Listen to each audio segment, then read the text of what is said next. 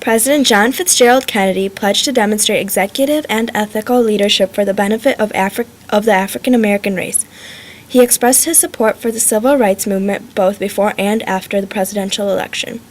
He was the first president to fully support the civil rights movement, making him more approachable to civil rights leaders and supporters.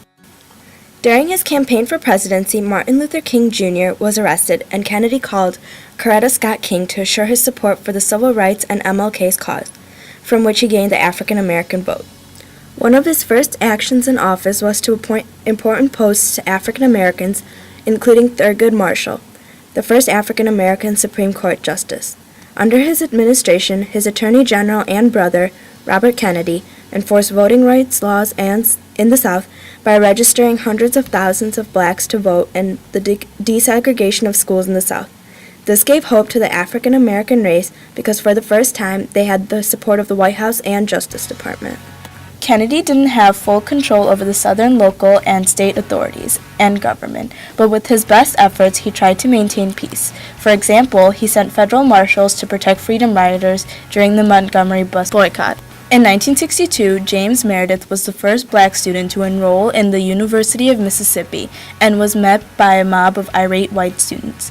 JFK sent 400 federal marshals and 3,000 troops to assure that Meredith could attend his first class. This was a major step demonstrating the importance of desegregation of universities. But in 1963, George Wallace, the governor of Alabama, tried to prevent the desegregation of the university. He had sworn to stand in the doorway to stop the registering of African American students.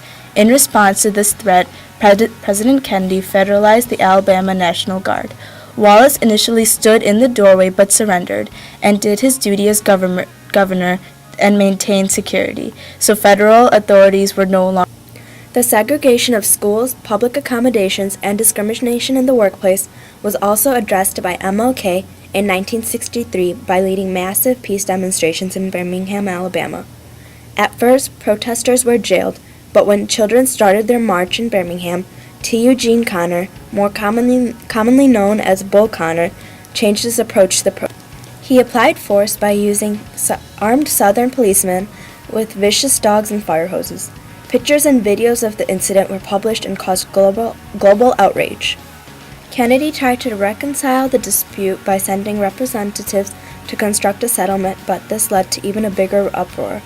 The Ku Klux Klan terrorized black communities by bombing homes and businesses, which led to even more black rioting. President Kennedy addressed these events and issues in his address concerning the civil rights movement. He says that the heart of the question is whether all Americans are to be afforded equal rights and equal opportunities, whether we are all going to treat our fellow Americans as we want to be treated. If an American, because his skin is dark, cannot eat lunch in a restaurant open to the public, if he cannot send his children to the best public school available, if he cannot vote for the public officials who represent him, if, in short, he cannot enjoy the full and free life which all of us want, then who among us would be content to have the color of his skin change and stand in his place? Who among us would then be content with the counsel and patience of delay?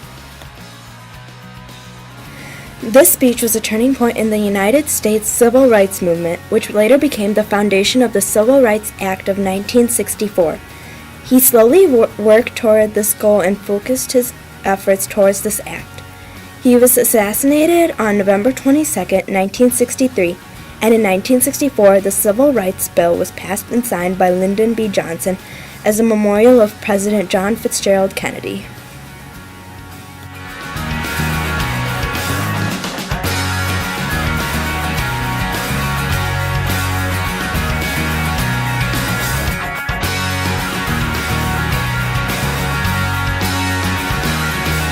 It is not enough to pin the blame on others, to say this is the problem of one section of the country or another, or to pour the facts that we face.